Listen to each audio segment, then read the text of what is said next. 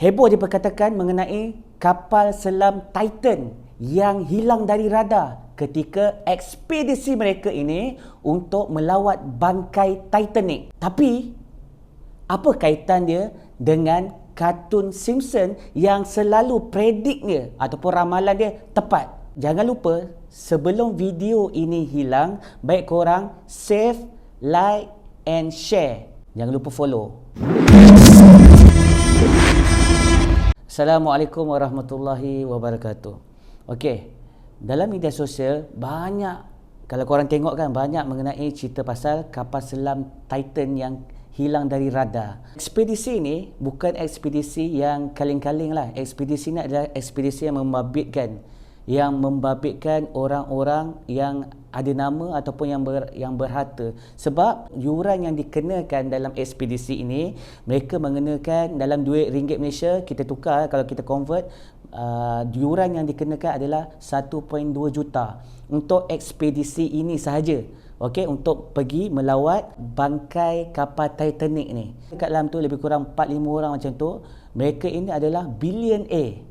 Jadi, sewaktu kapal Titan ini dibuat, engineer kepada kapal Titan ini telah memberitahu kepada owner ataupun pemilik kapal Titan ini yang bernama Stockton Rush. Okey, setelah engineer dan pekerja dia bagi tahu kapal Titan ini tidak mampu untuk turun ke dasar laut yang dalam. Kan? Dia ada kiraan dia lah.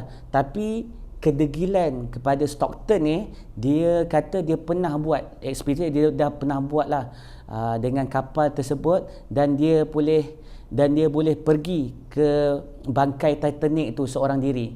Okay, jadi Stockton ni terus dia berhentikan engineer dan pekerja-pekerja yang tak bagi dia untuk pergi buat ekspedisi ni lah. Kalau nak ikutkan apa yang telah Stockton buat, sebenarnya tujuan kapal selam Titan ni dibuat adalah untuk menarik minat pelancong. Tapi aku tahu target adalah orang-orang yang kaya lah kan untuk masuk ekspedisi ni. Gila kau, takkan kau nak pergi kat yuran saja, tiket yang dikenakan untuk pergi ziarah ataupun untuk pergi melawat bangkai Titanic ni berharga 1.2 juta. Bermaksud siapa yang pergi tu adalah orang kaya je. Gila kau. Pada hari ekspedisi, jadi kapal Titan ni telah pergi ke dasar laut selama 1 jam 45 minit. Lepas tu mereka hilang dari radar. Kedalaman ekspedisi ini pergi melawat bangkai Titanic ni adalah 4,000 lebih kedalaman dia. Jadi umpamanya dalam dia setinggi 10 kali ganda KLCC. Dalam kan? Kapal selam Titan ni dia adalah berteknologi tinggi.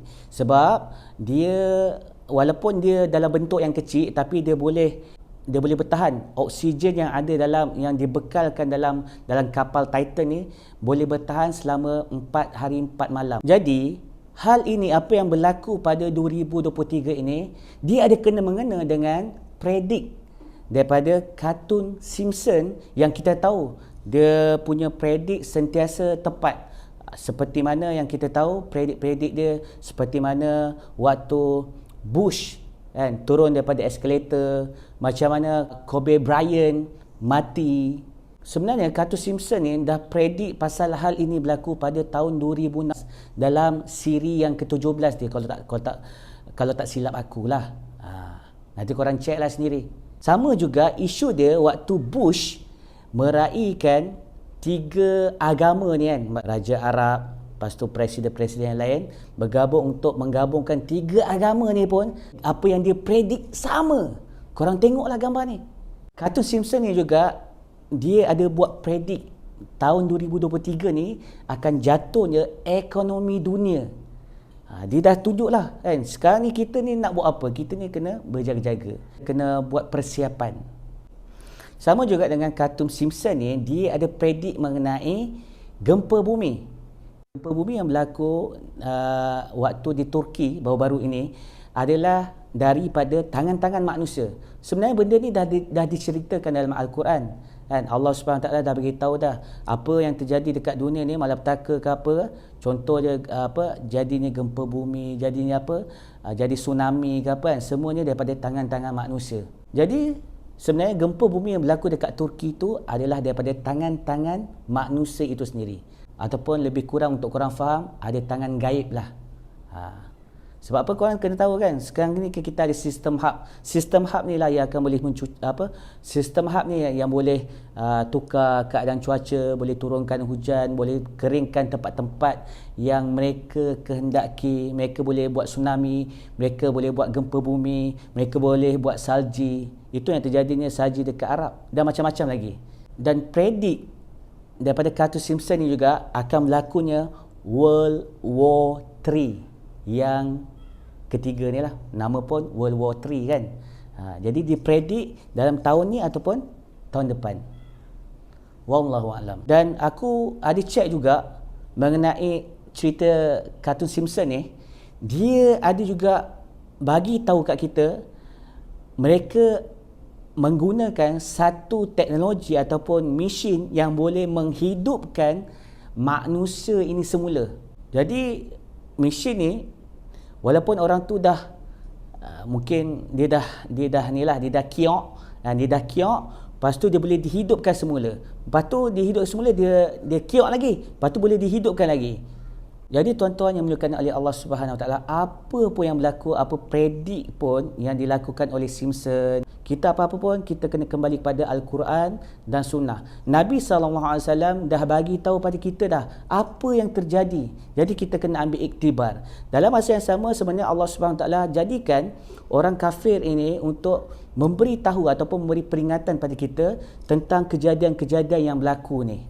Tak kira lah walau apa pun yang mereka punya ramalan tepat ataupun mereka ni ada mesin waktu ataupun mesin masa yang mereka ni boleh kembali kepada zaman beberapa tahun yang lepas ataupun mereka boleh pergi ke zaman future ataupun masa depan. Semua telah diberitahu oleh Nabi SAW. Apa-apa pun kita kena pegangan kita kepada Nabi SAW. Nabi SAW dah bagi tahu pada kita akan jadinya peperangan. Macam mana Nabi bagi tahu ada 3 peperangan akhir zaman kan. Sekarang ni kita dalam fasa peperangan yang ketiga, iaitu sama juga apa yang dipredik oleh Simpson ni, iaitu World War 3.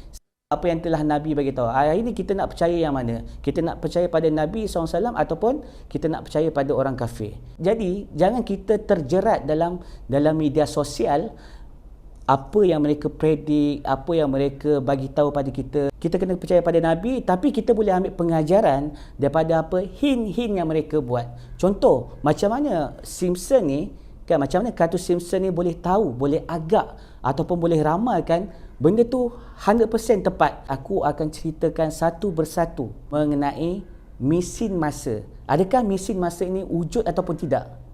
Korang rasa macam mana? Cuba korang komen, korang bagi tahu aku. Aku akan, next episode kita akan cerita mengenai mesin masa. Korang jangan lupa save video ni, jangan lupa like, jangan lupa follow aku.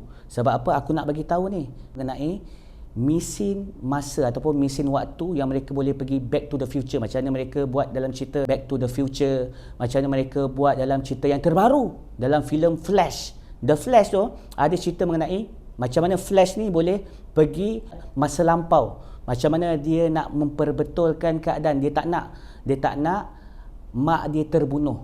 Aku tahu ni pun aku dengar orang cerita. Aku tak ajak pun korang pergi tengok tu, tapi aku tahulah, aku tengok dia punya trailer dia. Beritahu sikit lah aku beritahu sikit. Sebenarnya mesin masa ni telah dibuat oleh Mike Markham.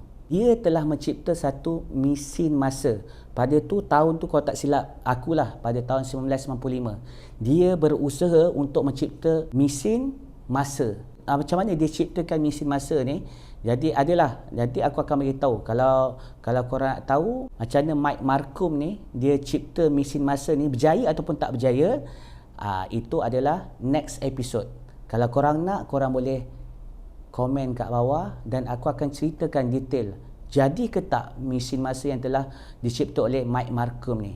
Jadi macam mana? Adakah benda tu wujud ataupun tidak? Korang boleh komen dekat bawah. Adakah mesin masa ni ada kaitan dengan Simpson sehingga kan dia boleh tahu, dia boleh predik semua kejadian-kejadian di masa hadapan benar-benar berlaku. Yang paling penting, la ilaha illallah Muhammadur Rasulullah, ini baru betul.